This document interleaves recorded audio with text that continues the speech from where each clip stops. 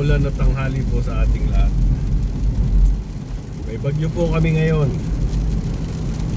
4 na araw po ang forecast ng ulan.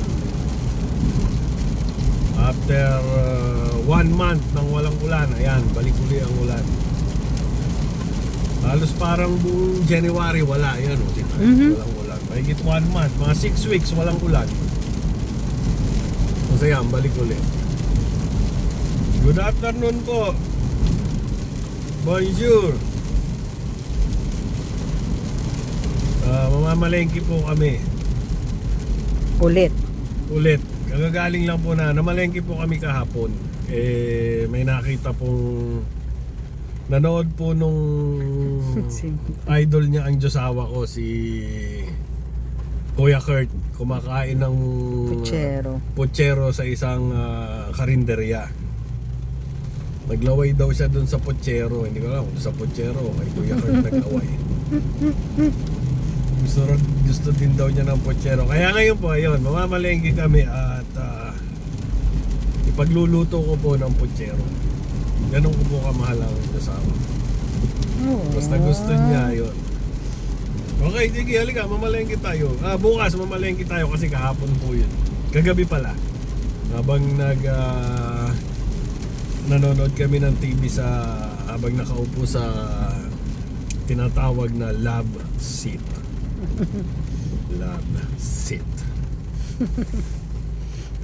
Ayun, kaya sabi ko, sige bukas, ngayon nga mamalengke tayo kasi wala tayong. Merong doon, may nakuha akong tomato sauce. Meron siyang naiwan na gumawa po siya ng turon kahapon, pinris niya para ipiprito na lang pag may okasyon. May natira na plantain na saging. Ayan, so meat na lang at ibang ingredients, at gulay ang kailangan namin. Maalala mo, lalagyan ko olives.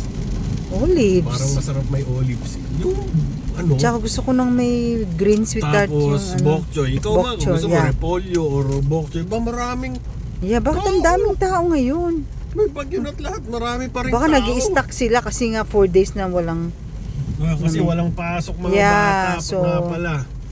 No school for 1 whole week. Kaya kailangan nila ng pagkain. Kaya siguro busy ang mga parents. Pag-i-stock ng ng mga food. Doon kaya tayo para may bubong pwede na rin kaya. sweetheart. Doon kami pupwesto sa may bubong doon sa kabilang side. Ngayon po, may tumatawid. May tumatawid, hindi kayo pwedeng magmadali. Hindi katulad sa Pilipinas na pag nasagi nyo yan, ako po, napakalaking gastos. Konti lang naman ang bibilin natin. So. Kaya yun lang naman iluluto dito. Bibili natin eh. Dito po kami magpapark para may bubong na kaagad ang Timano. Ayan. Magkita-kita po tayo doon sa loob.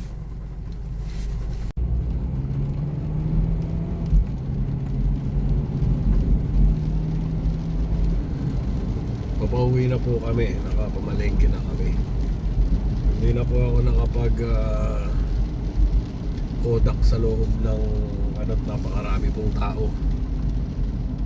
Baka may nakasabay na nga kaming nag-comment sa Tagalog namin eh. Alam nyo na kung ano yung mga taong gano'n.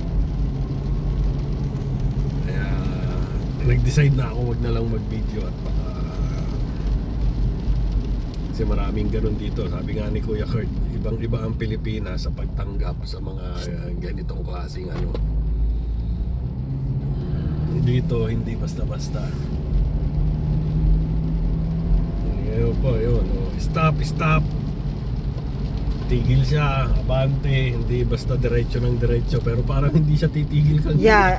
Kaya tinitignan ko siya kasi parang ang bilis niya. Ang bilis niya. Wala siyang planong magpreno. At sandali lang naman pong iluto yung yung puchero. Wag mga katulad kong mga alam niya, nag-aral sa French culinary. Madali lang yung mga ganyan. Kala ko Filipino Ayan, cuisine. stop sign, stop. I thought that's a Filipino dish, sweetheart. Four-way. Stop, puchero, kahit walang tapos dumadaan. Stop, Ngayon, sa... check, tsaka abante. Hindi po katulad sa atin na sige ng sige. Katulad kanina, yung napanood namin, hindi mo napanood, sweetheart eh. Ano yun? Sa bagay, may mali din sa part nung mag-iina. Pagbaba nila ng jeep, sabay tawid. Shoot. So ngayon, patay, dalawa? Tinamaan yung dalawang bata. Hala. O, kayo po nun, may stop sign. Nauna yung puti. Yung taho. O, una siya. Ngayon, ako. Hindi po yung... Kasi nga, ang isang problema sa Pilipinas, yan ang isang napansin ko. Dali, ano ko yung sa pinapagawa nating subdivision. Silipin po muna natin tong pinapagawa naming subdivision bago ko po sabihin, ang dami nang nagagawa pala dun sa loob. Nakita nyo naman, puro kahoy yan, pati bakod, kahoy. So hindi na masyadong nakikita Magkano ang average price nung nakita? 800,000? it starts with low 800s ata or mid 800. Sabi natin 800,000. Mhm. Oh, times 5. Murang-mura, nasa 450 million po. Ang pinaka basic. Bili na po kayo. Pinakamurang bahay. Bumili na po kayo. 450 million, magre-red na yan, kaya titigil na ako. Hindi pa. Ang galing. Wala ako magre-red na. Yung pati po na nung ibang mga bakit ganun ang mga driver sa Pilipinas? Kasi nga copy fixer. Hindi katulad dito sa US, sa Canada, May exam, Australia, may exam. New Zealand, kahit sa Europe. May exam. May pasamudap. May exam din naman sa atin eh. Kaya lang, kung may fixer, hindi na nag-e-exam. Kasi may sagot na.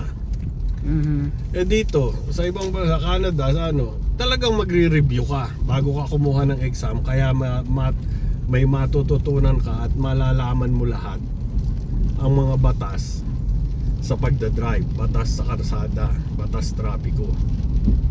Hindi katulad niya, sumisignal siya pero tumigil siya. Kapitbahay po namin yan. Inintay niya ako makalagpas kasi ako ang right of way kahit sumisignal siya. Hindi katulad sa atin, pag sumignal, saksak. Kaya yun din ang napun ako, nandito na po kami sa bahay, yun din po ang napansin ko. Dahil sa gagamit natin ng picture sa LTO, wala tayong alam sa pagdadrive. Kaya ganun tayo mga magmaneho. Nakakalungkot. Papasok na po kami sa loob at magsisimula na po akong magluto bago po uli ako ma-high blood sa mga nangyayari sa Pilipinas. Kawawa yung dalawang bata, sapul nung rider, motor, yung nakasagasa. Tilapon yung dalawang bata.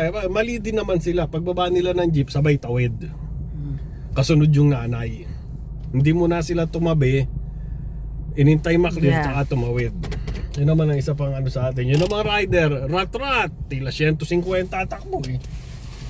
Oh lords. Ayan naka-on nagre-record. Ting ting ting ting ting ting ting ting ting. Stop. Doon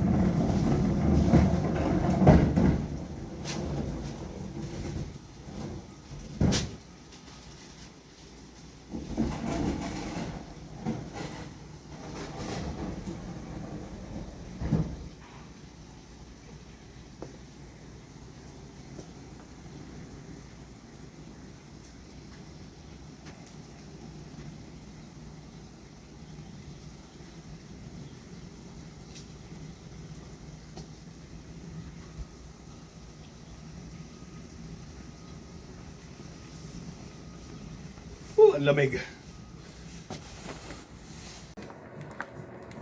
Yan po ang katulong ko pag prepare ng mga niluluto ko. Marunong na po siya. Magaling na po siya.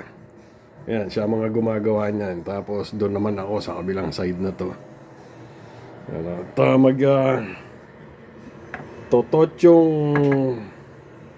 bangus din po ako at saka yung pochero. At yung marami kaming frozen na ampalaya huhukayin ko pa sa freezer namin.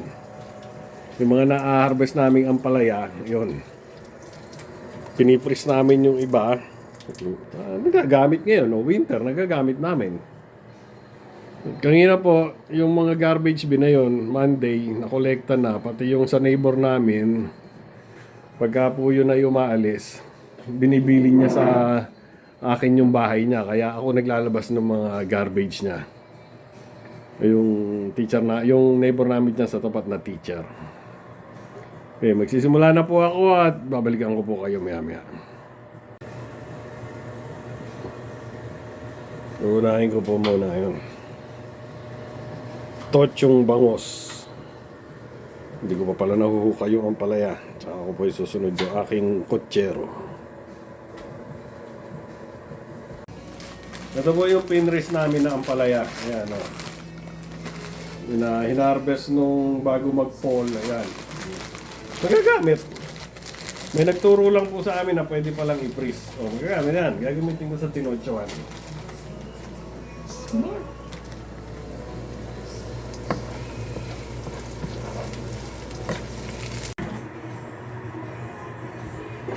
Nakatapos na po ako ng isa. Ayun! Looks delicious. I think this song is copyright. Yeah, pinapakuluan ko na po ang kotsero. At as usual, nandiyan po ang aking alalay.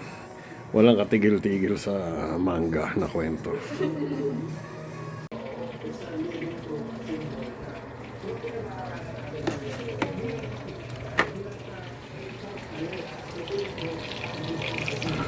Lagay ko na po ang saging. Hinihintay ko na lang po ang kumulo. Pulutan. Alam niyo naman ako, basta nagluluto ako ng... Ilagay ko na ba yung sili?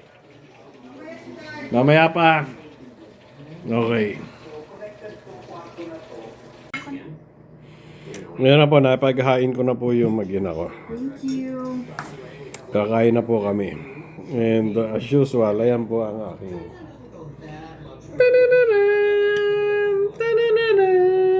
Alam niyo na po kung ano yan. Ayun po yan. Andun po yan sa banda doon. Kita niyo naman yung Junakis ko. Oh, napaka-cute.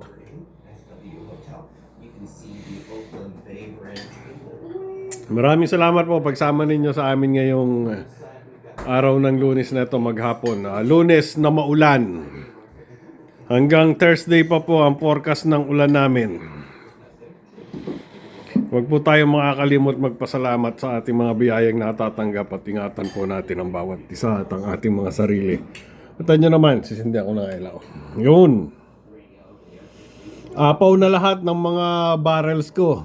Sayang, yung mga tubig. Kailangan magdagdag ng tubig. At